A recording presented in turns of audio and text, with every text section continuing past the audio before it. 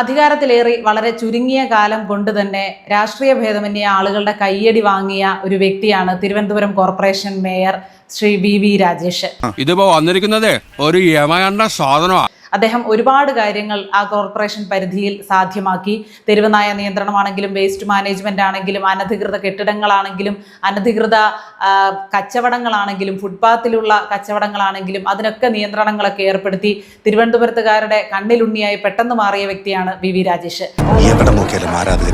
അദ്ദേഹം ഇപ്പോൾ അമേരിക്കയിലാണുള്ളത്.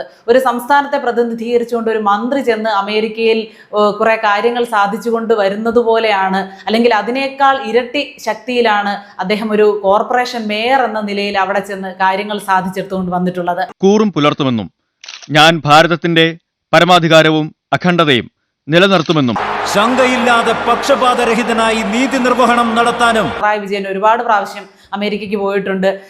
സ്വന്തം കുടുംബവുമായിട്ടും അല്ലാതെയും ഒക്കെ പോയിട്ടുണ്ട്. എന്തൊക്കെയോ പദ്ധതികൾ പഠിക്കാൻ പോകുന്നു, എന്തൊക്കെയോ വാങ്ങി എടുത്തുകൊണ്ട് വരാൻ പോകുന്നു എന്നൊക്കെ പറഞ്ഞു പോയിട്ട് നാടിനൊരു ഗുണവും ഉണ്ടായിട്ടില്ല. ആ പദ്ധതികളൊന്നും കൊണ്ട് നാടിനൊരു ഗുണവും ഉണ്ടായിട്ടില്ല, ദോഷമുണ്ടായത് മാത്രമാണ് മിച്ചം. നമുക്ക് ഒരുപാട് സന്തോഷമുണ്ട് ഇങ്ങനെയുള്ള ആളുകൾ അധികാരത്തിൽ കയറുമ്പോൾ, അർഹതപ്പെട്ട ആളുകൾ കയറുമ്പോൾ ഇങ്ങനെയുള്ള നല്ല മാറ്റങ്ങൾ നാടിനുണ്ടാവും. ഇനിയും നല്ല മാറ്റങ്ങൾ ഉണ്ടാകട്ടെ, ഉണ്ടാക്കാൻ അദ്ദേഹത്തിനാകട്ടെ.